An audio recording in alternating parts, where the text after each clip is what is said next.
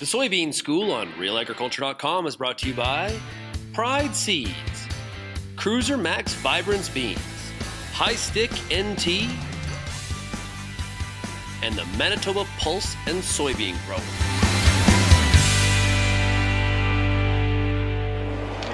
Bernard Tobin here for the Soybean School, and I'm in Hanover, Ontario today, and I'm joined by Sean Brenneman, Syngenta, and Daryl Patterson from A&L Labs. Gentlemen, thanks for the time. Soybean cyst nematodes. Now, you've been on a road show today, and for most of this week, talking to growers about how to test for soybean cyst nematodes in their fields. Tell me what you've been up to. Yeah, so the last week we visited several retail locations across southwestern Ontario, inviting growers to bring in soil samples from fields maybe they've just taken over, rented the last couple of years, or fields they've never had soybean cyst nematode tests done. And we've been doing a quick visual analysis with A&L Labs at the sites there, letting growers know, yes, we can see soybean cyst nematode, or no, we can't. And then we're sending those samples off to the lab as well for a very thorough analysis. Right. Now, before we go to Daryl, let's talk about some of the research you guys have been doing about the spread of SCN. I mean, you've been tracking it across the province. Yeah, it's interesting. You know, we've talked to a lot of growers that soybean cyst nematode has been off their mind the last 10 years. They've kind of forgotten about it because we've had some tools to combat it. But now we're seeing that those tools really aren't working and doing the job that we need them to. So we're really trying to drive more awareness around the spread of the pest. It's moving further and further out from southwestern Ontario. We found it east of Toronto. We found it in Quebec. We're seeing it further north here in Ontario. And we're just trying to drive more awareness around the issue and how much yield people are losing from it. Right. So first thing they want to do is probably get out there and test some soil. I'm going to talk to Daryl here. So Daryl, when you're testing for SCN, take us through the process. Yeah, so we take about 100 grams of soil. At the lab, we'll dry it down. It helps the cysts, the little cysts, dissociate from the actual soil particles. Right. They're a lot of times attached. And then we put them in water and mix them up.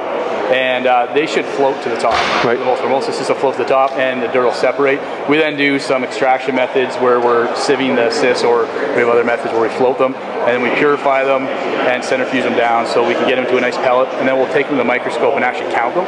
So we count the cysts, and then we'll actually break cysts open to see if they're full of eggs. Yep. And then we'll estimate the number of eggs in the cyst. Awesome. And that'll give us a threshold count. So let's have a look at what you see under the microscope. What we have here is a digital look underneath the microscope with a little camera, and what we can see is some of the cysts on a positive sample. This sort of lemon shape is a cyst. It's a bit fuzzy, and that is one cyst, and this sample has quite a few. And what we'll do is we'll actually go through and look at the cysts. We'll count them, and we'll pop some of them open and look at the eggs underneath. And you can have 1 to 500 eggs in a particular cyst. I can show you a quick picture of what that would look like. This here in the corner is actually an egg, a cyst that's been opened up, and you can see a bit fuzzy, but you can see all the eggs surrounding the cyst, and that's what actually turns into an nematode and infects the soybean. So Daryl, some fascinating stuff under the microscope. Tell us about the fact that we were talking off air here, that you haven't been doing a lot of this over the years, but now it seems to be something that growers are really looking for, and why? Yeah, well, we've been doing SCN testing for a long time, but the amount of samples we do in a year is pretty minimal. And most of the reason for that is there's nothing you can do about other than what growers are already doing with rotation and genetics that are offered through the seed companies. So with newer products coming on board where they can actually make a management decision beyond the standard practice today, it allows them to go out and sample and actually figure out what to do. So we are seeing samples increase this week. We've collected more samples than we usually sample in a year or two. So we think that SCN will be a much bigger test. And on top of that, there's some new SCN testing coming out that I'll let Sean enlighten on. Okay. Hey, I want to talk briefly. How many samples have you collected this week? We're over 150 probably. How many positive? How many positive? Besides today, we're probably about the 50 to 60%. 50 or 60%. Yep. And you mentioned obviously you're doing this because growers have got more options, and one of those is you got a new product, Clariva PN. Yeah, absolutely. So Clariva PN is a seed treatment that you can get through any of the major seed companies or through commercial treater. And what they're doing is they're putting 10 million spores onto every seed. Okay. And as that seed grows, the spores come off the seed, protects the root.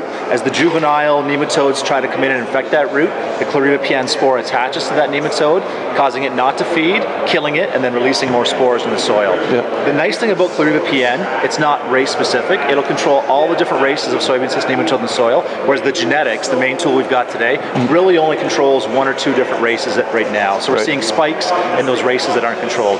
Pluriba should be a great solution for that. Talk about where, I guess, where the tipping point is. I mean, how many eggs Daryl finds under the microscope. Yeah. Where do you start thinking about Pluriba? It kind of depends on your soil type. In some of the lighter, loamier soils, they can move a little further. So in those lighter soils, 500 eggs is kind of the number that I have in my mind. 500 eggs per 100 grams of soil. If you've got that level, you know that you've probably got bigger levels in the soil. You might have 1,000 or more, but 500 eggs, if that's the result that comes back from the lab, you should start to really look at how else can I manage soybean cyst nematode. Right. So, if growers want to get their soil tested, check out A&L Labs. Right? Absolutely. Most of your local retailers will have an account, and it's an easy way to get samples of the lab as opposed to taking it on yourself. And so that's probably the best way.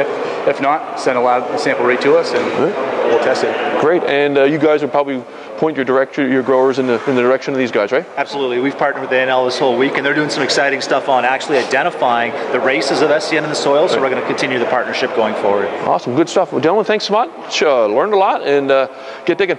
Great. Thank you.